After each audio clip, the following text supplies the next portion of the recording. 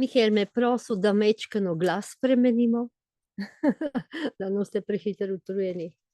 No, transparentnost imenitev zakonodajalcev je nujna, da izvemo, kdo piše zakone v Republiki Sloveniji. Pravica do informacij javnega značaja in pravica vedeti po ustavi. V demokratični ureditvi, kot je Republika Slovenija, je transparentnost delovanja državnih organov temeljni kamen zaupanja med oblastjo in državljani. Zakonodajni proces, ki neposredno oblikuje pravni okvir družbe, pa je eno izmed ključnih področij, kjer mora biti zagotovljena največja možna mera preglednosti. Transparentnost imen zakonodajalcev, torej tistih, ki aktivno sodelujejo pri pisanju zakonov, ni zgolj stvar dobre prakse, temveč je ustavna in demokratična nujnost, ki izhaja iz pravice do informacij javnega značaja in pravice vedeti. Ustava Republike Slovenije v 39. členu zagotavlja pravico do obveščenosti, ki vključuje pravico do pridobivanja informacij javnega značaja. Ta pravica ni le formalna, temveč ima konkretno vsebino, ki državljanom omogoča aktivno sodelovanje v demokratičnih procesih. No, to že vemo tisti, ki se vključujemo, ali? To pomeni, da državljani nismo le pasivni sprejemniki zakonodaje, temveč moramo imeti možnost razumeti, kdo je dejansko oblikoval zakonske rešitve, katere interese so sledili pri tem, ter kakšna je njihova strokovna usposobljenost. Skrivanje identitete zakonodajalcev bi ustvarila netransparenten sistem, v katerem bi bili državljani prepuščeni zgolj domnevam in interpretacijam, kar bi spodkopavalo zaupanje v državne institucije. In to zdaj pogosto občutimo. To nezaupanje in dejansko se lomimo ob tem, a bi zaupali sploh še tej državi ali ne. Argumenti za transparentnost imen zakonodajalcev so večplastni. Prvi je odgovornost. Transparentnost omogoča, da so zakonodajalci odgovorni za svoje delo. Državljani imajo pravico vedeti, kdo je zaslužen za konkretne zakonske rešitve, ki vplivajo na njihova življenja. Zato je nujno, da vemo, kdo je predlagal, oblikoval in podprl posamezne zakonske rešitve.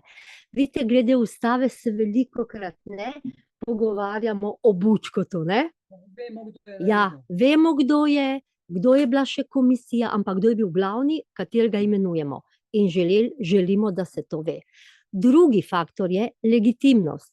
Zakoni, ki so pripravljeni v tajnosti in brez možnosti vpogleda v avtorstvo, izgubijo svojo legitimnost. Javni interes zahteva, da je zakonodajni proces odprt za javnost in da so zakonodajalci pri svojem delu podvrženi javnemu nadzoru. Tretjič, razumevanje vplivov in interesov. Transparentnost omogoča, da državljani lažje prepoznamo potencialne vplive in konflikte interesov, ki so lahko prisotni v zakonodajnem procesu. To, kar zdaj spremljamo pri ZUP-u, pri predlogu ZUP-a. Kdo ima kakšen interes? Ali interes zaščite nas, državljanov, ali samo tistih, ki so pisali ZUP. Če vemo, kateri zakonodajalec je sodeloval pri določenem zakonu in kakšne so njegove strokovne in druge povezave, lahko bolje ocenimo verjetnost, da gre za zakonodajo v javnem interesu in ne zgolj v interesu posameznih interesnih skupin. Četrti faktor, zagotavljanje kakovosti zakonodaje. Če je javnost seznanjena, kdo sodeluje pri pripravi zakonov, je večja verjetnost, da bo tudi zakonodaja bolj kakovostna in strokovno utemeljena. Pritisk javnosti in razprava bi prispevala bolj premišljenim zakonskim rešitvam. In petič, sodelovanje in vključevanje. Transparentnost omogoča širšo javno razpravo o zakonskih predlogih in odpravlja morebitne nejasnosti. Če je javnosti znano, kdo je zakonodajalec, lahko ta neposredno posreduje svoje mnenje in prispeva k bolj vključujoči zakonodaji. V praksi to pomeni, da bi morali biti javno dostopni podatki o posameznikih, ki sodelujejo pri pripravi zakonov, vključno z njihovimi imeni, strokovnimi ozadji, posebej referencami, strokovnimi in morebitnimi povezavami z interesnimi skupinami. Prav tako bi morali biti javno dostopni dokumenti, ki izkazujejo njihov prispevek v zakonodajnem procesu. To se lahko doseže z ustreznimi zakonskimi določbami, ki bi urejale transparentnost zakonodajnega procesa in s tehničnimi rešitvami, ki bi omogočile dostop do teh informacij. Vam bom medklic naredila. Enkrat sem vam govorila že o tem, kar jaz delam, področje posvojitev. In sem povedala tudi ta stavek. Koliko se upošteva, kako se pri nas dela. Glejte, edina sem v Sloveniji z največjim obsegom znanja na tem področju in izkušenj. Niti enkrat niso bile upoštevane, ne da bi bila povabljena zraven, to sploh ne, ampak tudi upoštevane pripombe niso bile. Vidite, in zdaj vemo, kdo dela in v interesu katerih skupin. Zanesljivo ne v interesu otrok. Skratka, transparentnost imen zakonodajalcev je ključna za demokratično delovanje Republike Slovenije in krepitev zaupanja državljanov v državne institucije. Ta ni le stvar pravice do informacij javnega značaja, temveč tudi temelj odgovornosti, legitimnosti in kakovosti zakonodaje. Zato je nujno, da se ta načela uveljavijo v praksi, čemer bi lahko zagotovili bolj odprto in vključujočo ter odgovorno državo. Zakaj danes to govorimo? Ker novi predlog zakona o sklepanju in izvajanju mednarodnih pogodb ter drugih mednarodnih aktov obravnava ključne vsebine in posledice tega zakonskega predloga za Republiko Slovenijo in njene prebivalce.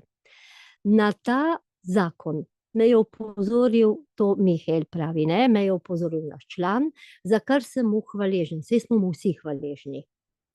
Zakon namreč že takoj v uvodu poudarja, da je namen zakona skrivati mednarodne dogovore pred javnostjo, prav tako tudi vsebino dogovorov, in danes vam povem, Mihael, ko je to prebiral in študiral, da je namen poročila sporočilo javnosti, da smo naredili analizo predloga zakona, identificirali neskladnosti z ustavnim redom Republike Slovenije, pravom Evropske unije ter nacionalnimi predpisi. Obenem ocena vključuje tudi možne posledice za državo in javnost. Civilna družba je Ministrstvo za zunanje zadeve že opozorila na določene pomanjkljivosti predloga. To dokazuje povratnica, ki potrjuje prejem uradnega opozorila, s katerim so bili pozvani k izboljšanju zakonodajnih postopkov s vključitvijo bolj usposobljenih pravnikov in piscev zakonov. Podrobnejša analiza predloga tega zakona razkriva ključne neskladnosti. Člen 2 predloga posega v ustavno pravico do obveščenosti, saj omejuje javnost informacij. Člen 3 uvaja široko definicijo drugega državnega organa, kar povzroča nejasnosti glede pristojnosti, kakšen organ, kdo je to, in ni jasno določeno ne ime organa, ne odgovorna funkcija. Člen 10 omogoča pozor, začasno uporabo nekaterih mednarodnih pogodb, kar lahko poseže v načelo delitve oblasti. Člen 17 ne upošteva ustavnih zahtev glede prenosa pristojnosti na mednarodne organizacije. Člen 25 odpira vprašanja glede primata prava Evropske unije. Člen 38 pa ogroža pravno varnost z uporabo prejšnjih mednarodnih pogodb brez ustreznega pregleda. Člen 40 nejasno ureja prenos pristojnosti na mednarodne organizacije. Med glavnimi posledicami predloga so zmanjšanje transparentnosti, pravna negotovost, ogrožanje delitve oblasti, nezaupanje v institucije in možne neskladnosti z mednarodnim pravom. Te težave bi lahko resno vplivale na pravni red in demokratični nadzor v Sloveniji. Na podlagi analize naše poročilo Ministrstvu za zunanje zadeve predlaga popravke spornega besedila zakona, vključitev civilne družbe v razpravo in podrobno pravno analizo s strani strokovnjakov za ustavno in evropsko pravo. Poudarja se potreba po transparentnem in vključujočem ter pravno skladnem zakonodajnem procesu. Poročilo je zaključeno s sklepom, da predlog zakona v trenutni obliki ni primeren za sprejetje in da je nujno potreben temeljit popravek. Zato morajo zakonodajalci upoštevati navedene predloge in priporočila, kar bi zagotovilo skladno z ustavnimi načeli Republike Slovenije in pravom Evropske unije. In pa seveda, prav bi bilo, da se pod vsak zakon podpišejo avtorji, imena, ki oblikujejo prihodnost Slovenije in skupaj s tem prihodnost naših življenj. Mi smo jasno povedali, kdo smo in kaj smo naredili in pripravili. In podpisali smo se. Mihael Belis lastnoročno.